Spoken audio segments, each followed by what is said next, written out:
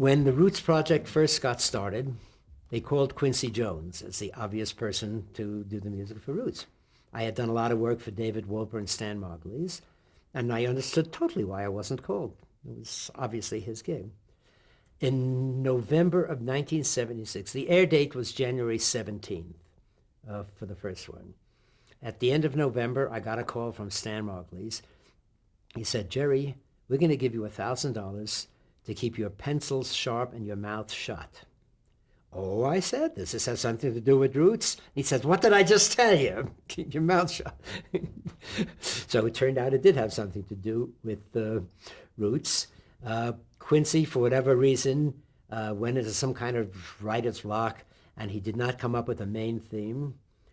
And they needed a main theme for advertising. It was 3 weeks before airtime, so they called me in. I wrote the main theme. I finished episode number 1. What kind of materials did they give you to start with?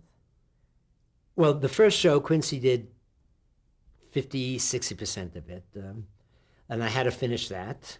The first 4 films were done waiting for them to be scored. And they waited, and Quincy just missed deadline after deadline, so they brought me in. So that's how I got onto Roots. And I'm very happy I was on Roots. It was quite an honor. It was it's a high point of television, as you know.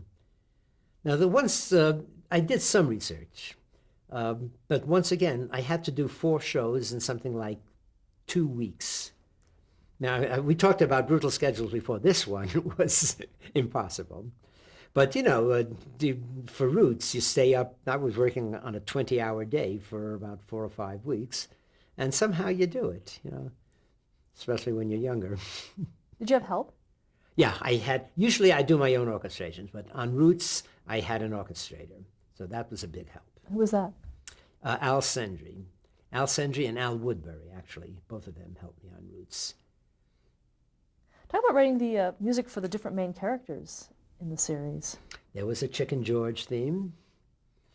Well, the characters changed from show to show, so they didn't sustain except for Chicken George. He was, I think, in 3 or 4 shows. And I had a theme for Simon, in Roots the Next Generation, I had a theme for Simon Haley, Alex's father. He was in the 3 or 4 shows. Yeah, there were themes for each character, but they just didn't sustain because they were just in one show, basically. What about the main theme? How did I come on that? It had to be grand. It had in scope. It had to have sweep. It had to sound vaguely West African, as much West African as possible. It had to have its roots in folk music, as these people did. And just tried that. Actually, I took time to. That wasn't one of these first idea things. I worked on that for a while. And I used it in the first episode as some background music. And Stan Margulies liked what he heard on that one. I said, okay, this is going to be your main theme, which it was.